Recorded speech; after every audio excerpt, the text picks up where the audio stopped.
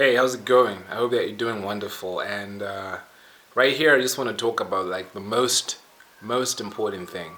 Like the most important thing ever is for a person to examine themselves.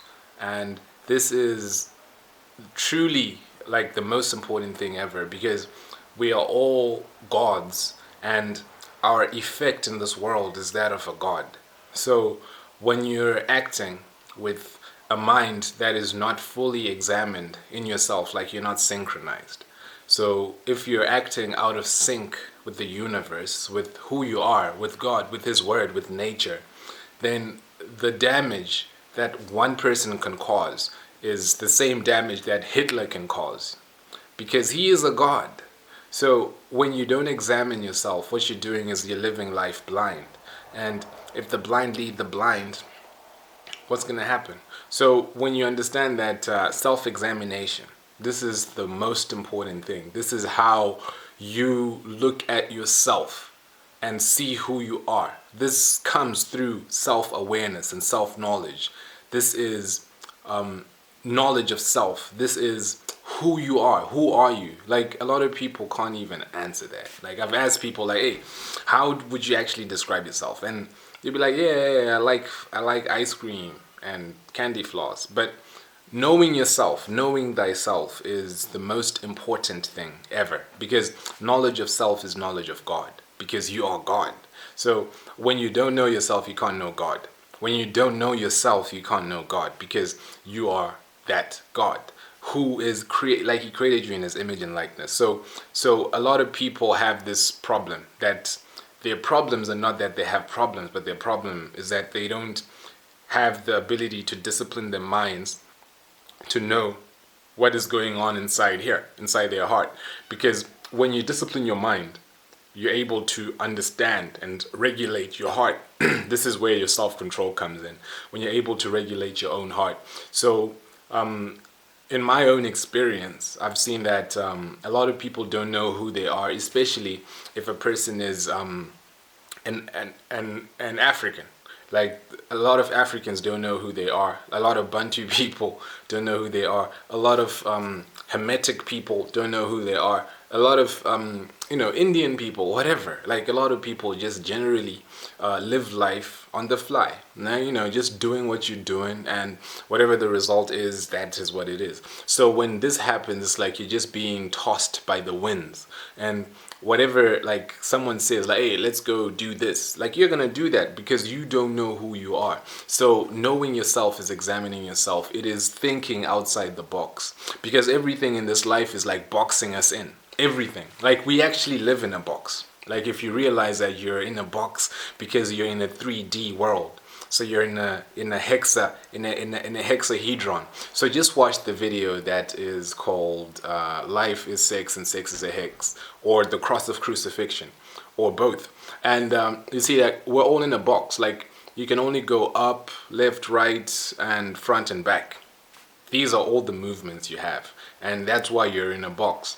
And we actually live in boxes. These houses, these apartments, these flats, wherever we live, we're living in boxes. So everything is just trying to box us in. So when you don't know yourself, you're like boxed in, and you don't, like, you have to get out of your mind. Like you have to think outside the box. You have to think outside the box by getting outside of your mind, by getting a different perspective. Because when you examine yourself, like you know what's in your heart and you know who you are. But the first thing is like knowledge of self, right? So when you know that you're a person, and when you know, for example, that like you are a person who is endowed with certain gifts and talents, just like everyone else, right? When you know this, then you're able to live in a different way with a different knowledge of who you are, because you're able to change things, and that is the knowledge of who you are. And when you examine yourself, these are the things that you find out what really makes you tick, because it's all about the energy that you put into a certain action, and the reaction you get is a result of your input. So when you're doing things blindly and without knowledge, it means that your input in whatever you're doing could be something that you think is like good and altruistic, but it's really not, because you don't know yourself. So when you do things just because you're doing things without the knowledge of who you are, you're gonna make certain mistakes that you ask yourself, like, how did I get into this situation? Like certain things, like sometimes things just don't add up. Like you've done the proper thing, you followed the steps, like you followed the recipe, but then the cake that comes out is not what you wanted. And and when this happens, you just have to know, like, how are you gonna fix it? Like, where did it go wrong? This is self-examination, like to just step out of your own body and look at yourself from a different perspective. This is how you, like, examine yourself. This is why meditation is medication. When you meditate, this is what you're doing. You're just examining yourself. You're just looking at yourself from a different perspective. This is how you gain insight of who you truly are. Because if you can't see who you are, then you're not able to react to the things that really affect you, according to your calling, according to your talent, according to your mindset, according to your aspirations, your destiny, your dreams, and your hopes. So when you know yourself, like you're constantly meditating, and this is your medication. And when you know yourself, then you're able to conquer anything, because all of the things happen just to introduce you to yourself. So all of the things that are happening in your life, good or bad, are elements of the knowledge of self, so that you can see how you react to what's happening to you.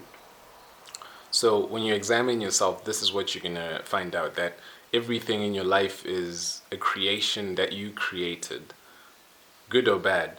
And when you examine yourself, you're going to start to take responsibility. And through taking responsibility, you're going to be able to respond to greater things. So when you don't acknowledge your responsibilities, then you're not acknowledging history. So you're not acknowledging the law of causality, cause and effect. And through this, you're not able to pick the effects, because you don't know the causes. So when you know that this caused this effect, you're able to re-examine your footsteps and direct your feet in a different way. Like, or you just tell God, like, hey, God, direct my feet for me, please. And through this, you're able to get a different effect, a different result, your desired effect. So yeah, so just know thyself, and you shall know the universe and the gods.